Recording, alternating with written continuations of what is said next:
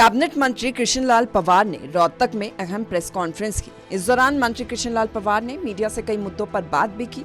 उन्होंने कांग्रेस नेता भूपेंद्र सिंह हुड्डा पर जमकर कटाक्ष किया।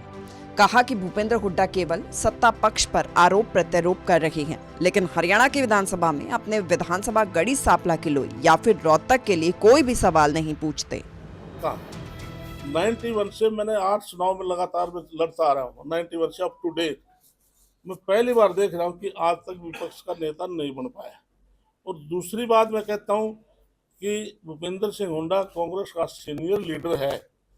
आप उसकी प्रोसीडिंग निकाल कर देख लें, जो भी कोई हाउस में बोलता है एक शब्द भी वो दर्ज हो जाता है। आजकल अपने विधानसभा क्षेत्र के लिए या रोहतक के लिए कोई एक शब्द भी भूपेंद्र सिंह हुड्डा ने आज तक कोई शब्द बोला हो, केवल विपक्ष की बुराई के लाए उसके पास कोई दूसरा शब्द नहीं है। तो शेरो शायरी तक रह गए विपक्ष, और तक उनके वो अभी सदमे में है, क्योंकि जिस प्रकार से केंद्र में तीसरी बार नरेंद्र मोदी के नेतृत्व में सरकार आई, फिर हरियाणा में नायब सैनी के नेतृत्व में तीसरी बार सरकार आई, उसका असर महाराष्ट्र पर पड़ा, उत्तर प्रदेश के बाई इलेक्शन पड़ा, हमारे राजस्थान के बाई इलेक्शन पड़ा, और जो 11 साल से लगातार एक कैंसर की बीमारी जो दिल्ली के अंदर थी उसका असर दिल्ली पर पड़ा नायब सैनी ने। और 32 ऐसी विधानसभाएं थी जो हमारे जैसे कार्यकर्ता, जिन पर हम हरियाणा प्रदेश के कार्यकर्ताओं ने काम किया, तो हरियाणा का विशेष दिल्ली की सरकार लाने में योगदान। वहीं कैबिनेट मंत्री ने बताया कि हरियाणा विधानसभा सत्र के दौरान पंचायती राज संशोधन बिल पेश किया गया, जिसमें सरपंचों का कार्यकाल समाप्त होने के बाद जांच के लिए पहले 2 साल तक की अवधि थी, लेकिन अब उसे बढ़ाकर 6 साल कर दिया गया है। सरपंच है, पहले कार्यकाल पूरा होने के बाद 2 साल के बाद उसकी कोई इंक्वायरी पंच और सरपंच की नहीं कर सकते थे।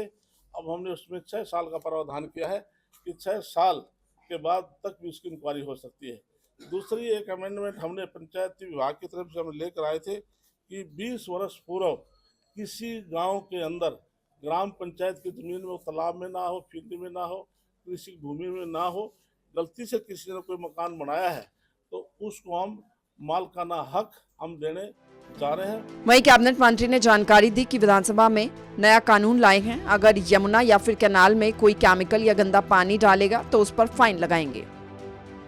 विधानसभा में एक कानून लेकर आए हैं कि चाहे यमुना के अंदर, कैनाल के अंदर कोई भी केमिकल फैक्ट्री का जो पानी यदि कोई इस प्रकार से ड्रेन आउट करेगा तो उसको ले हमने बहुत बड़ा फाइन रखा है, सजा का प्रावधान भी रखा है।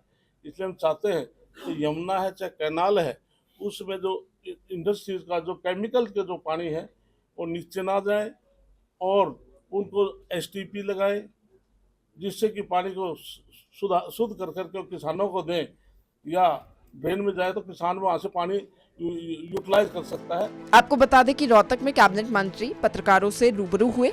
इस दौरान कैबिनेट मंत्री ने विधानसभा में पेश हुए अहम बिल को लेकर जानकारी दी। बताया कि प्रदेश विकास के लिए क्या क्या बदलाव किए जा रहे हैं। रोहतक से सूर्य समाचार के लिए दीपक भारद्वाज की रिपोर्ट।